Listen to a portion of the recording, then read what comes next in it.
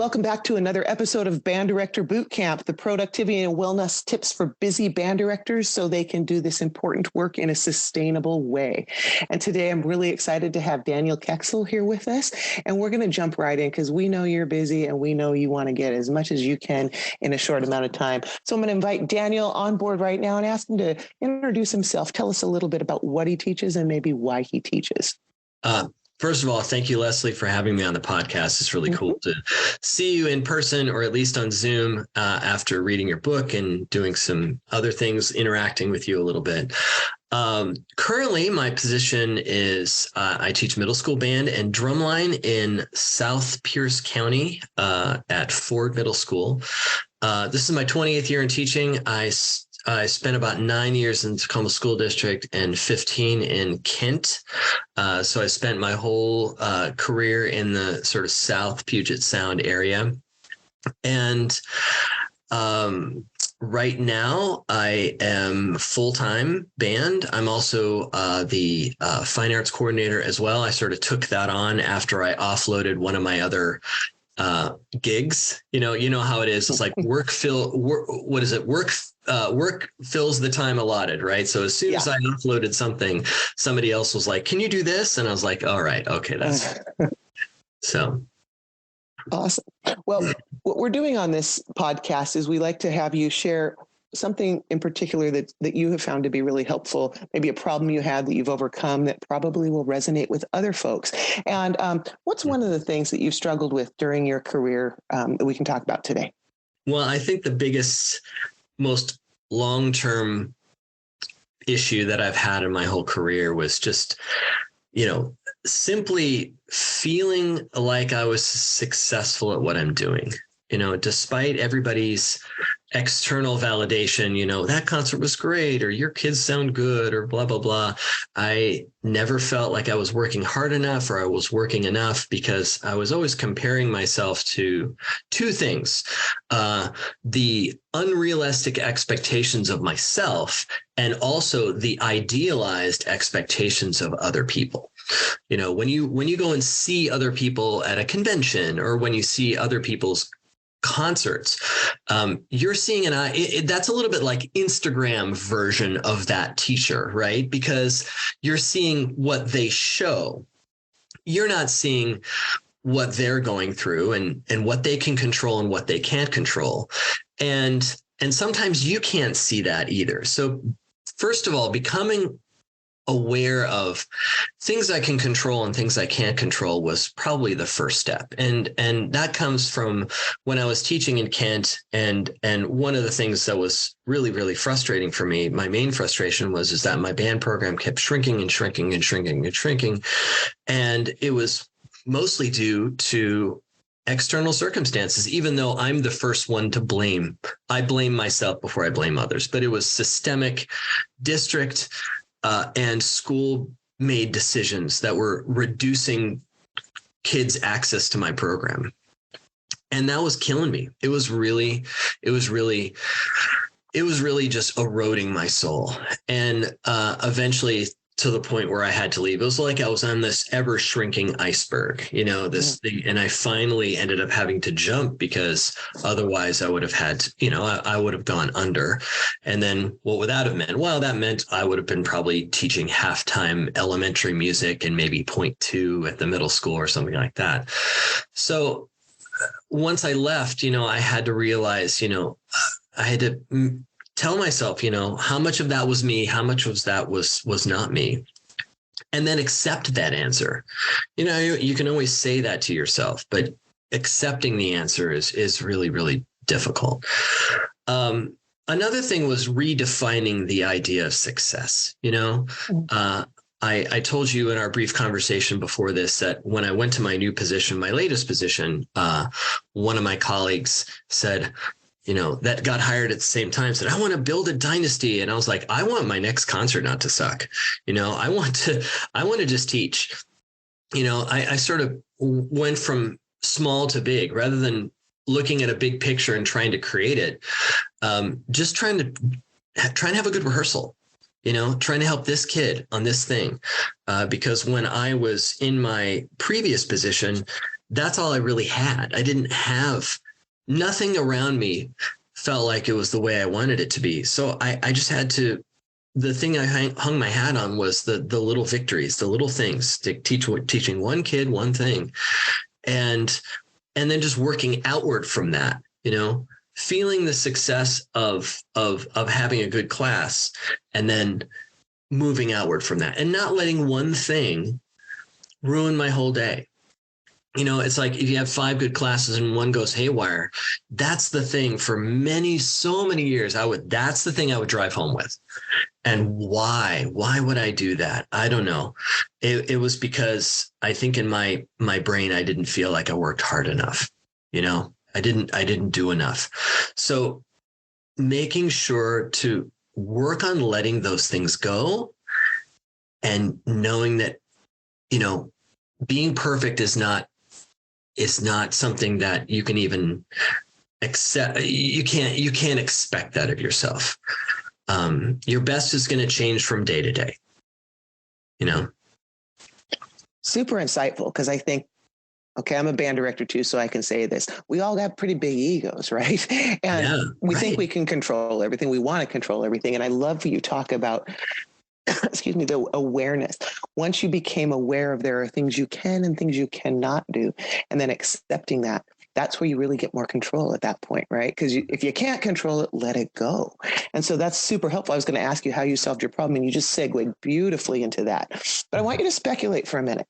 What if you had continued with that highly competitive within yourself and with other people? What was that doing to your stress levels and to your family relationships and all those things? Well, when you have so much of your esteem and so much of your self-worth tied into your job, then your job dictates your well-being. Your job dictates your happiness. You hand that over to your career. And, what was it? Kareem Abdul-Jabbar once said, you have 38,000 days, give or take. That's all we've got. When I heard that little factoid from him, that made me very scared, actually, because that just really reduces the amount of time that you feel like you have with yourself here on this planet. And when you give up that amount of your happiness and that amount of your well-being to something else, that's sometimes a real waste of your time, because you can ride ups and downs unnecessarily.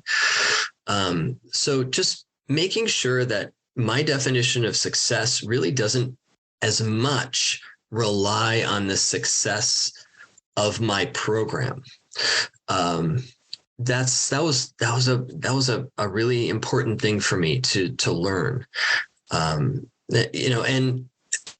another thing I recently read, on a band director page somewhere, was somebody that said something to their student teacher that says, when you make music your profession, it's no longer your hobby. And you need to go find another hobby. Go find something that takes up space in your life that gives you pleasure, that is not teaching, because you're going to want that. I actually told a student that. I had a student who was thinking about quitting band in high school, and she was a champion skeet shooter, actually. And I told her, I said, look, I think you need to keep playing saxophone in high school. She was a middle school kid, because at some point, shooting's going to go south on you. You're going to not be happy with your own progress. You're going to get to a plateau. Something's going to happen. And you're going to need something that is not pressure filled, that gives you joy. And she stayed in band. She ended up becoming band president, and she's doing great. Hopefully she's still shooting, because she was very good. That's such good advice, though. I told a student teacher once, and he's told me many times how much it helped. Find something you suck at, because you can get that, find something to go and do so that your mind has to be fully engaged in something else. I cracked up when you told me what your go-to thing is. Share with our audience what it is you do for your thing. Besides being completely obsessed with old British cars, I think the weirdest thing about me, or the most interesting, depending on what you think, is I play pinball competitively. And most people are like, is that a thing? And I think I tell them everything's a thing. Have you seen YouTube? Yeah. Everything is a thing. Extreme Barbie Jeep racing is a thing. So it's true. Something for everybody. Right. So I've been playing competitive pinball since 2016, and actually I'm gearing up towards a fairly big competition in about 2 weeks here in Washington State. So What is having that kind of thing in addition to your teaching? How does that help you as a teacher, or does it? Well, it helps me in a lot of ways. I have a whole set of friends that have nothing to do with education, and getting to talk to people outside of the band director bubble means that I talk to people who have a different relationship with work than I do. Mm-hmm. And that's been pretty amazing, because I've been talking to them, and how many hours and how many things outside of school you put into your job, and a lot of other professions and a lot of other jobs don't do that. And they ask me things like, why do you do that? And like really simple questions like, does that make you happy? Or why on earth do you spend all that time outside of school, blah, blah, blah, blah, blah. And then it just plants these little seeds in my brain, like going, yeah, why am I doing that?